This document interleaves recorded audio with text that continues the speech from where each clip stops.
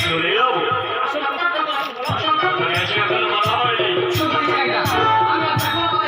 শুনতে চাও না? আমি জানি আপনি কি বলতে চান। তবে একটা কথা জেনে রাখুন, আমার যে প্রাণ থাকতে আপনার ঋণ করতে হবে।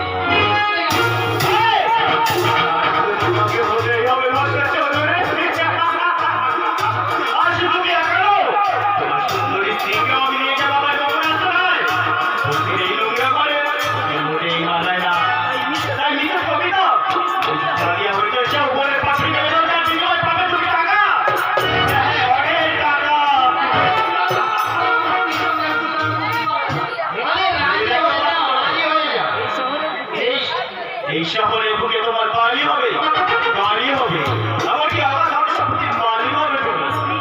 তোমার দিকে সামনে তুমি অনেক অনেক অনেক উপরে উঠতে পারবে। রাজি হয়ে যাও, রাজি হয়ে যাও। এমন সুযোগ জীবনে তুমি আর পাবে না। আমি হয়তো ঢুকে দিলাম। জানো না তুমি? জানি জানি। আরে জানি জানি। টাকা চেয়ে আমার পৃথিবীতে আর কিছুই নেই। এই সঙ্গে এটাও বলে দিচ্ছি, সেই সঙ্গে এটাও বলে দে তুমি, সুযোগের সাথে ব্যবহার করাটাই বুদ্ধিমানী। ঠিকই তো। আরে ঠিকই তো। সারের অফিস আরে অপরাধ করো না। আমি তোমাকে দয়া করতে এসেছি। চাই না, আমি চাই না। চাই না আমি দয়া করতে। তবে আমরা চলে যাবো এখান থেকে। তাহলে তুমি তাহলে তুমি রাজি নাও? তাহলে তুমি নিজের হাতে মনে মনে যাও, আর কথা বলে তোমাকে বাঁচাতে পারবে না।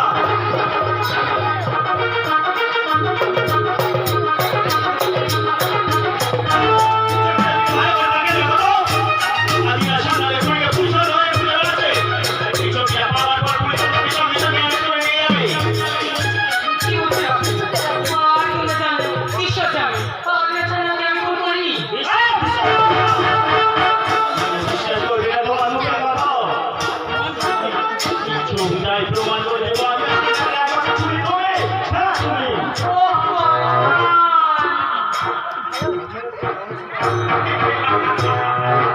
আসল কথা সেরে ফেললাম। এবার খাবো, যত খুশি পাবো। তবে হ্যাঁ, একটা দিন সবাই আগে স্বাধীনের কথা কি করতে হবে? যে হাজির বসে মরবে, আমার তো তাকে রাজি করতে হবে। নিজে যাওয়ার পর তোমার সুখী স্বাধীন কিন্তু তোমার অপেক্ষায় বসে থাকবে না। সেটা যদি ঘুরে চলে যাবে বসে হয়তো পুলিশের কণ্ঠ লগ্ন হয়ে যায়, অনুময় করে দিবে। ইয়েস নিয়ম বলবে বলবে এই নিয়মে কোনো ব্যতিক্রম করবে না। অথবা নিয়মিত প্রাণা হয়ে নিজের জীবনটাকে শেষ করে দেবে। ভাবতে পারছি না। ভাবতে পারছি না। আমি আর কিছুই ভাবতে পারছি না। আমি মাথা আমার বন্ধ করে ঘুরছে। পারছি না। চোখে আমি কিছু দেখি চোখে আমি কিছুই দেখতে পাচ্ছি কি না। হলো? কি হলো? মুহূর্তে মুহূর্তের মধ্যে তো আমার হারিয়ে গেল।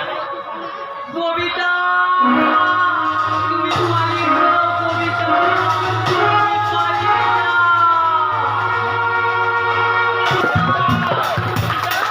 কবিতা, দাদা এসেছো?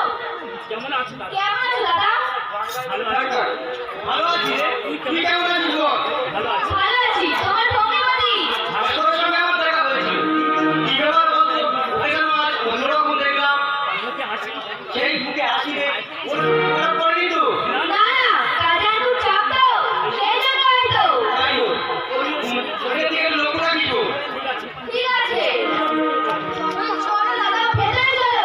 না, আর আমাকে এখনই চলে যেতে হবে। সে কি, বোনের বাড়িতে পা দেওয়ার সঙ্গে সঙ্গেই চলে যাওয়ার জন্য ভাবছো?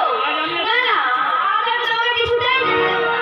বলি আমার, তুই তো জানিস নবসাক্ষরদের নিয়ে আমি একটা নতুন স্কুল তৈরি করছি। সেখানে আমার অনেক কাজ। উপেক্ষিত পল্লীর বুক থেকে যে অশিক্ষার অন্ধকার দূর করা যে মহান ব্রত আমি নিয়েছি, তা যে আমাকে উদযাপন করতে হবে রে বোন। বৌদি কোনো খবর পেয়ে বৌদির কোনো খবর পেয়েছো দাদা? তুই কি মনে করিস সে আবার পূজাবে হয়ে আমার ঘরে ফিরে আসবে? না সে ভুলটা না, যে ভুলটা আমি বড় করতে গেছে সে ভুলটা আর কোনোদিনও ভাঙবে না। আমি বলছি আমি বলছিলাম কি, তুমি নিজেই একবার গেলে হয়তো। না, আমি সেখানে শুধু শুধু অপমানিত হতে যাবো না। তাছাড়া ভুল আমি করিনি, তাই ভুল ভাবার দায়িত্ব আমার নয়। তবুও তবুও একবার